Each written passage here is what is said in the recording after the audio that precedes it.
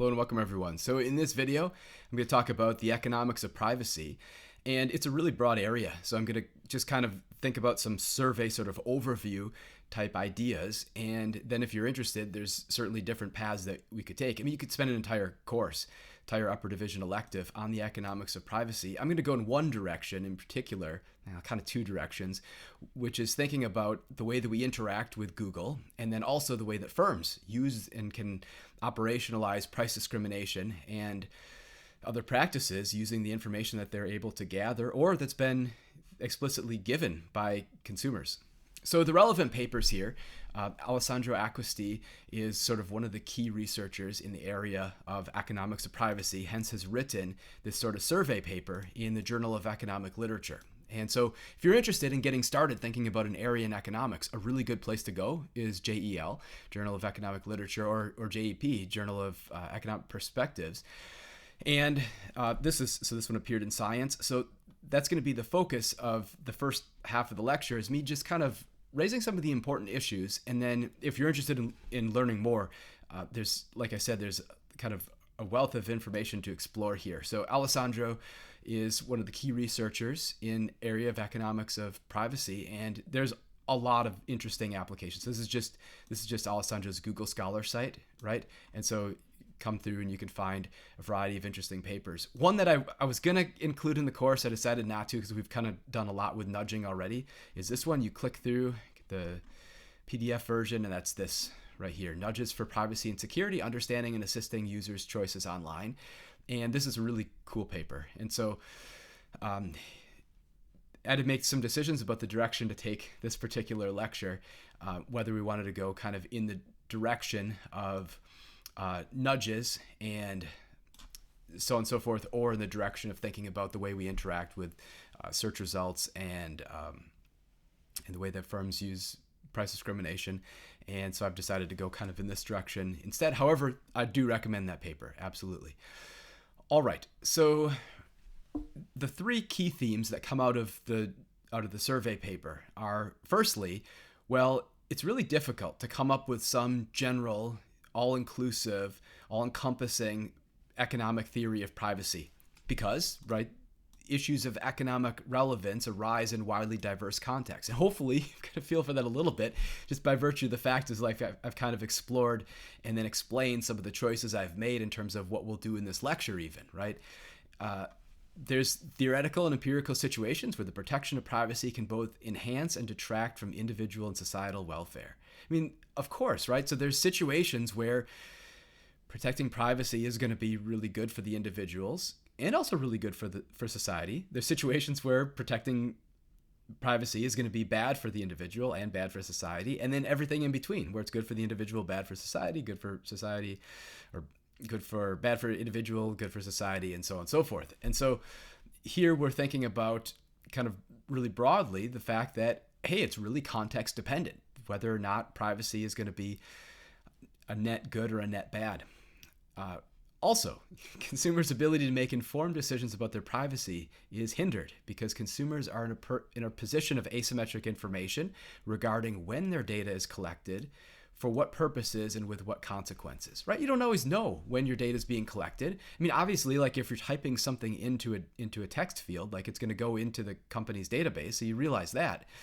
But people don't necessarily know the degree to which, or necessarily always perceive the degree to which their browsing behavior online and interactions with various websites might be tracked across sites and so on and so forth. And you don't know how that data is ultimately collected, how it can be put together and then sold and then used with for a variety of different purposes, and depending on what the consequences might be, whether it's in terms of price discrimination or something else. And so people aren't typically well aware that these issues exist.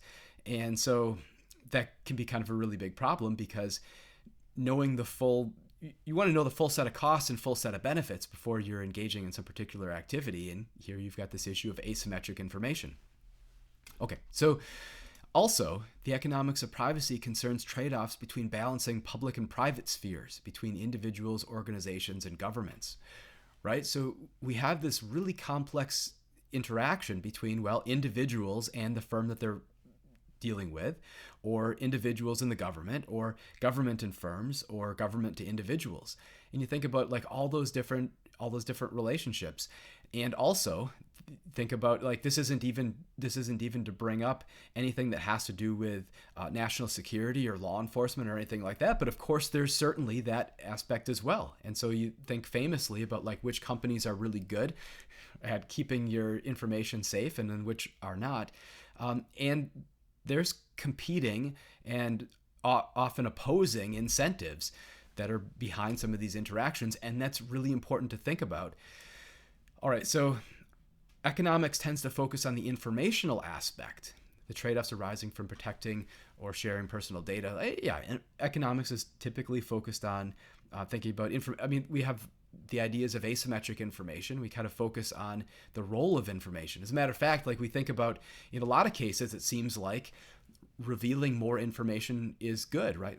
We have our assumptions for the perfectly competitive market, which involves full and complete information, right? So like auctions, optimal taxation, focus on private information of abstract agents, and ultimately with the conclusion that, well, this information is really important to the functioning of these markets. In some situations, privacy protections can decrease individual and societal welfare. In others, it enhances it, especially because we're focusing on, well, in this case, largely personal information of specific individuals. And so there's this really interesting role of information. Typically, we think more of information is good, but not always. So we have other examples like Stackelberg. So if you have a Stackelberg oligopoly model, we see that, well, more information, the fact that the Stackelberg leader observes the Stackelberg follower is good for the leader. It's really bad for the follower. If you're interested in like a follow-up on the Stackelberg game, I've got that video. I talk about those information ideas in the context of Stackelberg. But one important idea is like the role of information. A lot of times we might think, well, privacy protections can decrease individual and societal welfare. Well, where would that happen?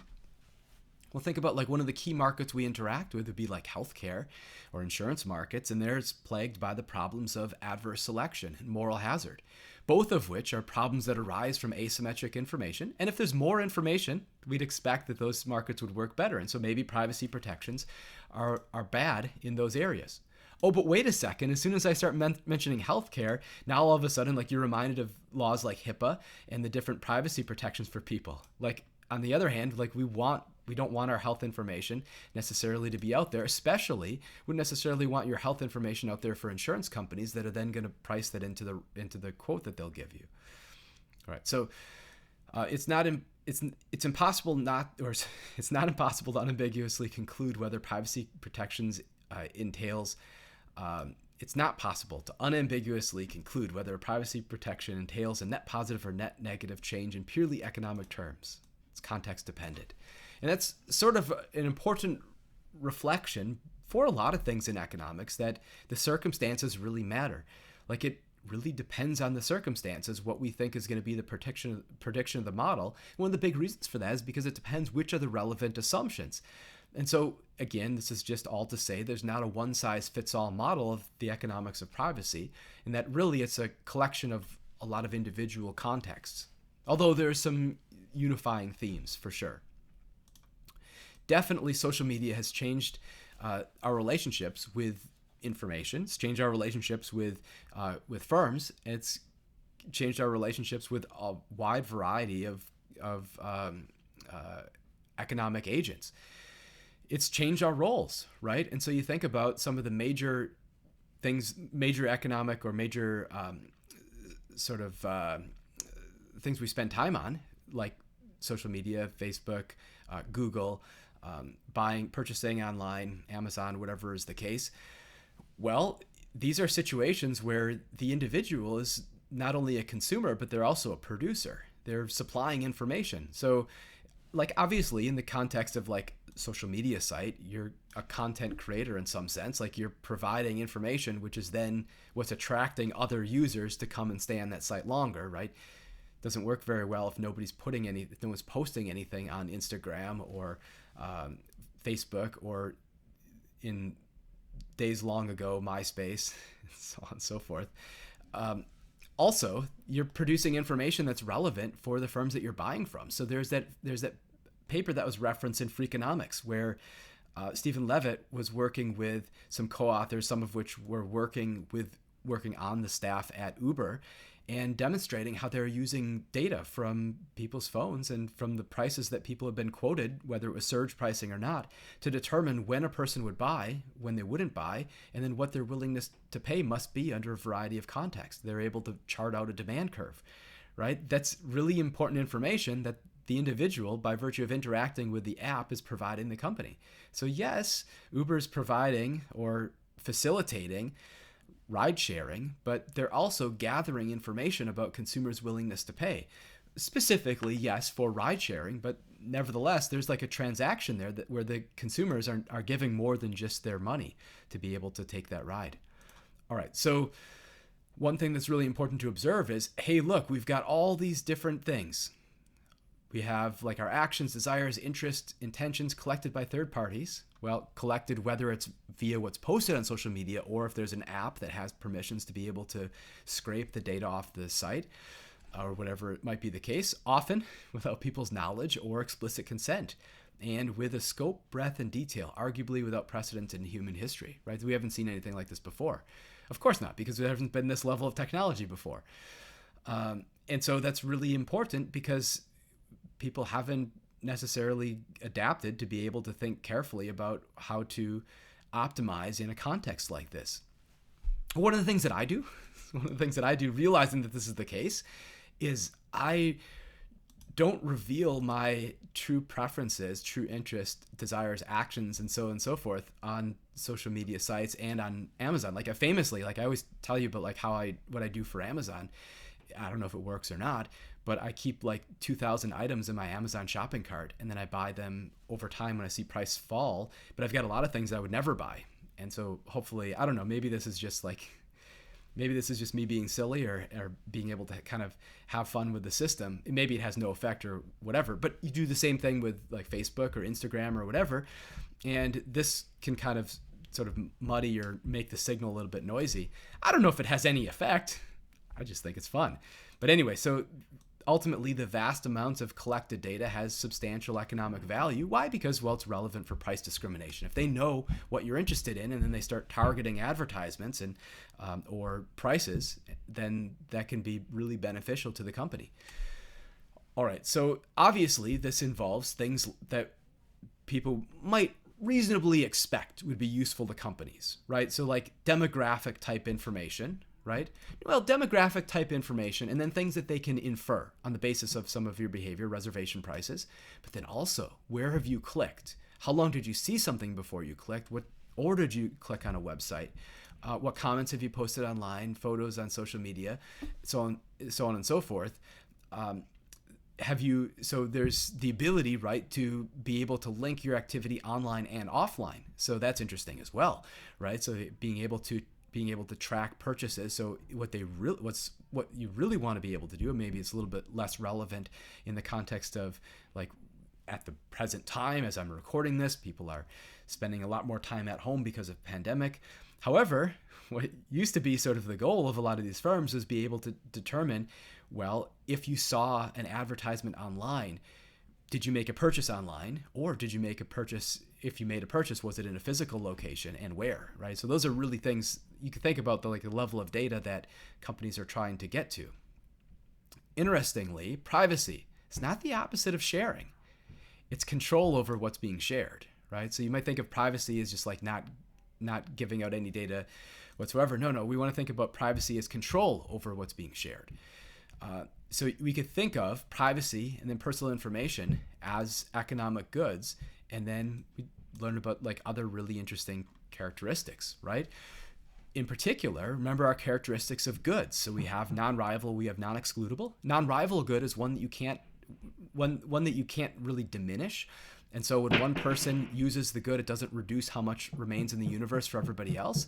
Non-excludable is a good that can't be limited just to paying customers, right? And so a non-excludable, non-rival good would be a public good.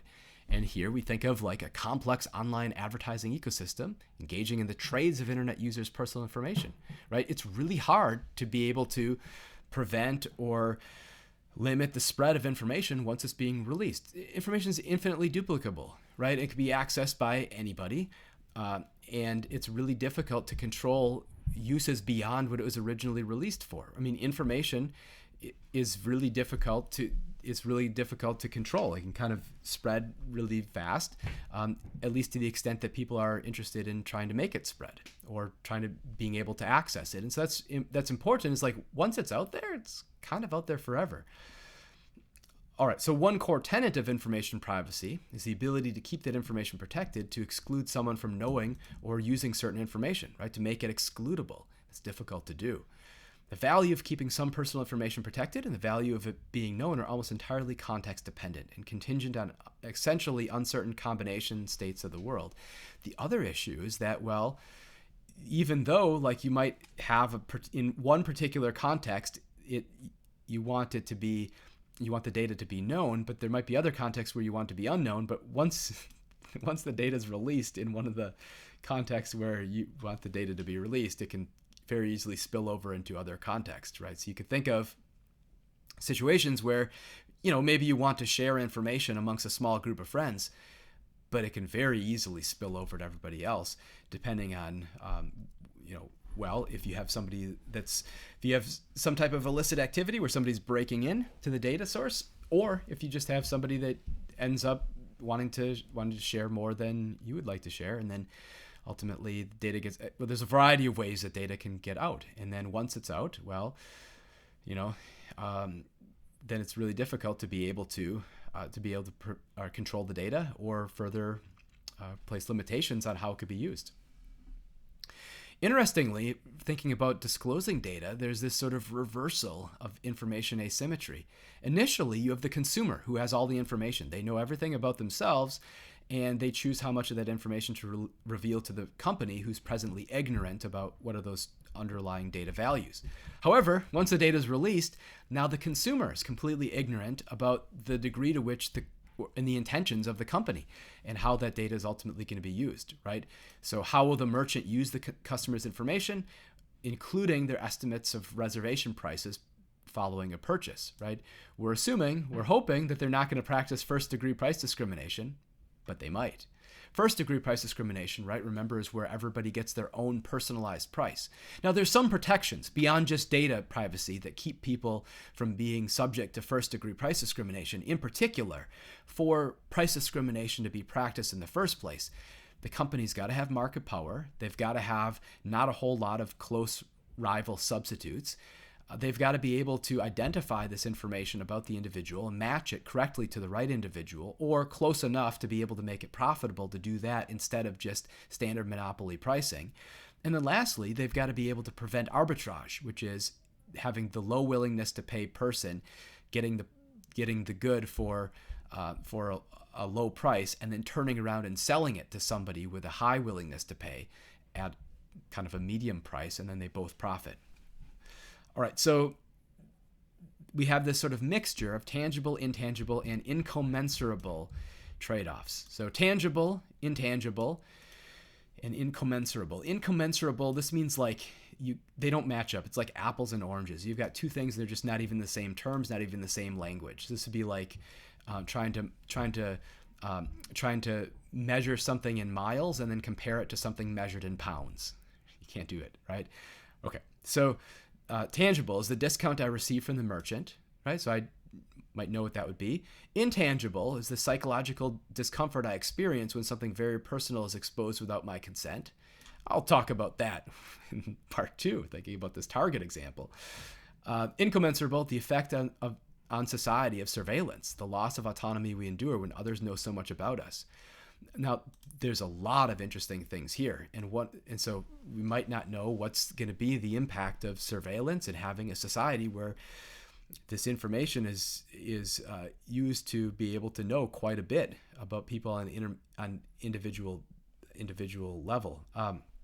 You could just imagine a world in which, like, there's not a whole lot of privacy. Let's talk about like thinking about the data that's out there and could be possibly matched with somebody, you could think of something like the Google glasses or whatever. So the Google glasses were supposed to have, like, you'd be able to have this at like maybe some type of display, and you'd have maybe some type of data or metadata that would be displayed to you if you look through the glass and about where your location is or what it is that you're looking at. But you can imagine that data being matched to individuals, right? So you could imagine like walking down the street, just looking at a stranger and having their name, having a lot about the background, know their whatever is their employment status.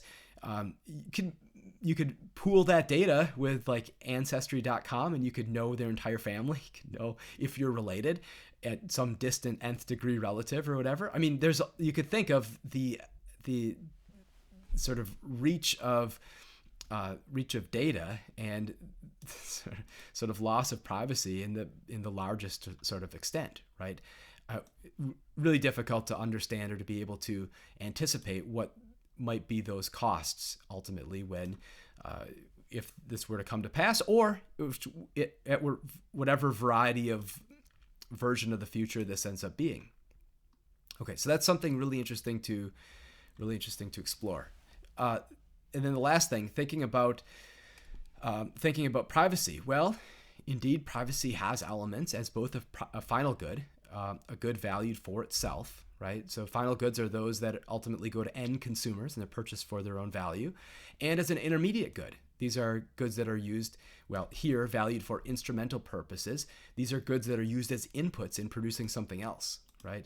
And so privacy, yes, both has final value and then instrumental value. There's three waves thinking about privacy. You can go to the paper to go through all the details. I'm not going to go through, all, but I want to point out about how motivations and the way that people are thinking about this has changed. So Posner, famous in the area of law and econ, argues the protection of privacy creates inefficiencies in the marketplace since it conceals potentially relevant information from other economic agents. That's arguing against privacy, right? That's arguing that privacy is bad and inefficient. Indeed, in some contexts, that's definitely true. However, like first wave might be thinking very much against privacy, thinking about privacy as being not so good. Now today, more people thinking along the lines of privacy being something that should be protected. All right, so now I'll move on to thinking about the next paper. And so here, there's kind of three key themes from the paper. This is the one that appeared in Science. People's uncertainty about the consequences of privacy-related behaviors and their own preferences over those consequences. The context dependence of people's concerns, or lack thereof, and the degree to which privacy concerns are malleable, manipulable by commercial and governmental interests.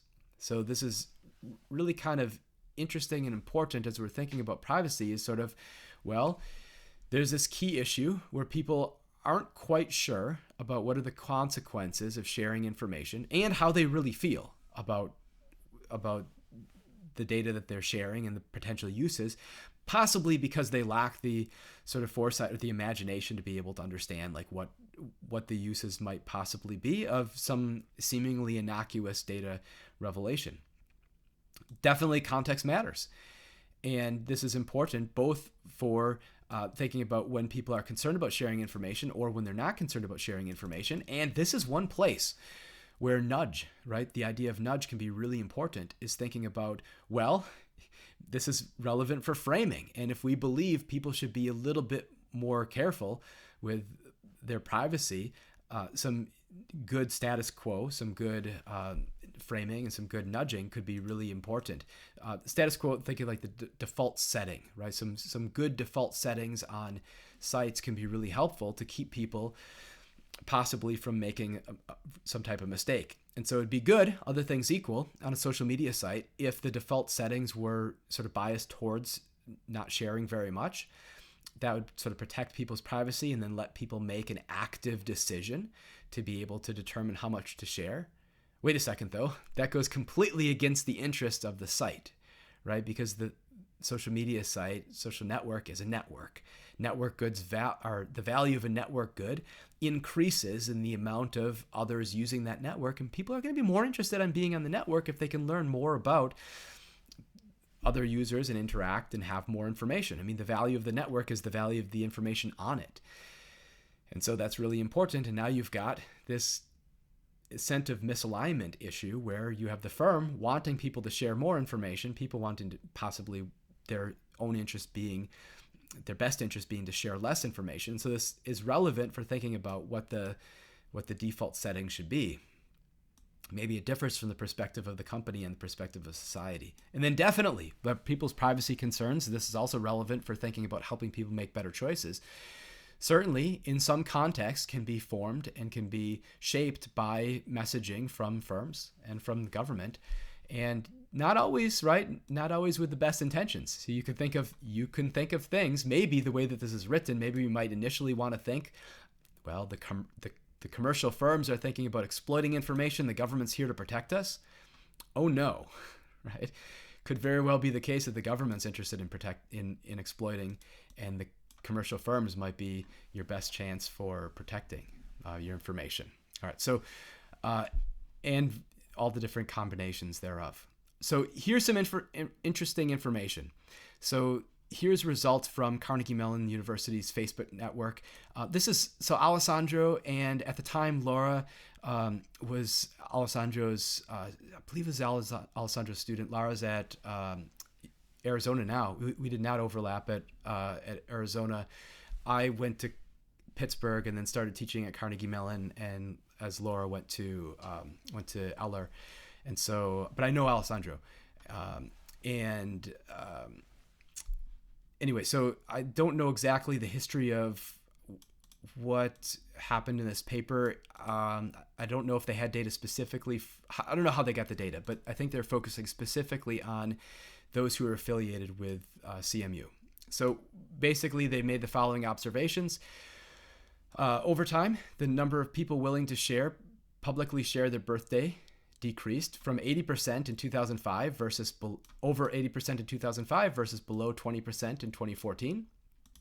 Initially, there's a decrease, then an increase in the number willing to publicly share their high school data. So for birth dates, initially, and for high school as well, a lot of people were willing to share the birthday publicly on their profile, and then high school as well, and then it fell. Kind of during this time, a lot of firms have been using your birth date or using your high school or things like this as security questions. And so that could be part of it, is people realizing, oh, this is really not a good thing if I'm using my birth date, but if my birth date's on my profile and if it's the answer to a security question. For me, I do not share my birthday online, and when I do, it's not my birthday. And then in the security questions, I do not answer those security questions truthfully.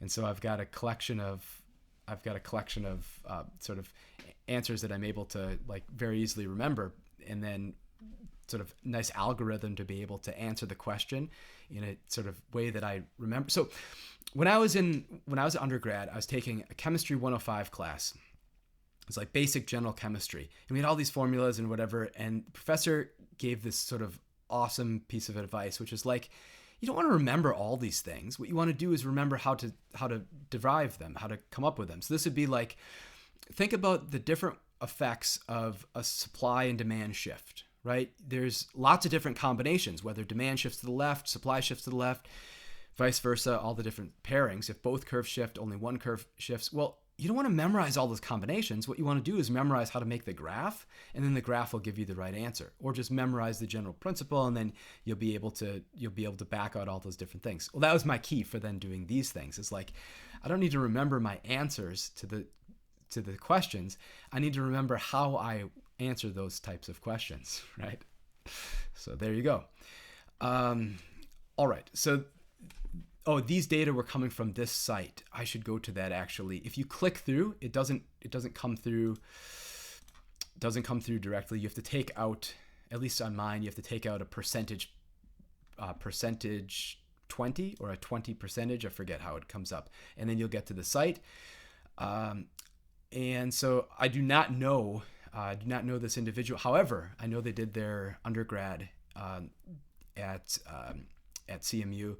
And maybe Alessandro knew them. But anyway, so this site has a lot of information about sort of the evolution of privacy on Facebook, and that was the source for motivation for some of the data that they've got here. All right, so Facebook's default visibility settings disclose more information to a wider audience over time unless the user intervenes. So here's the pictures from the paper then. Right, so we see visible, not visible. Right, so quite a bit more information is going to be revealed looking between, this is 2005 and this is 2014. All right, so conclusions. Well, the norms and behaviors about private and public realms differ across cultures. This is really important. So thinking about, are you in the United States or are you in China? Well, on average, this might mean that you have different preferences about what types of information you're going to be wanting to be more forthcoming about, right? And so if privacy behaviors are culture and context dependent, the dilemma of what to share and what to keep private is universal. The dilemma is what's universal. There's a problem. If we all agreed, right? If we agreed this type of information can be shared, or it cannot. If we come to agreement about whether or not financial information should be shared or should it be always private, that'd be really easy to operationalize. But if there's a disagreement about whether or not this is data that's okay to share, it's really difficult to come up with a uniform policy, right? Especially with people in sort of a global society, sometimes living in one country, sometimes living in the other. There's no way that you could have something where, oh, we'll share your information here, but we won't share it there. And then when you go over and you come, that's a big problems, right? So you have kind of a dilemma in terms of what to share and what to keep private. And I think this sort of further reinforces the idea that what really needs to happen is we need safeguards in place where it's at the individual level that people are able to decide what should be disclosed and what should not be disclosed.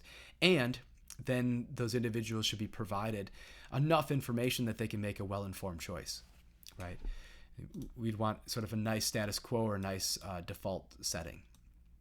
All right, so the task of navigating these boundaries and consequences of mismanaging them have grown increasingly complex and fateful in the information age, and point to the fact that our natural instinct is not nearly adequate. Well, yeah, look, so this is sort of a really unusual circumstance that people are now finding themselves in, right? So thinking back about the ways that people's human brains have sort of adapted and developed over time and in the types of societies, and now think about the type of society we have now, it's not at all the same, right? It's completely a brain that's very good for survival in the wilderness or on the savannah is very different than a brain that's very good for navigating the present context, right? All right, so uncertainty and context dependence imply that people cannot always be counted on to navigate the complex trade-offs involving privacy in a self-interested fashion, right?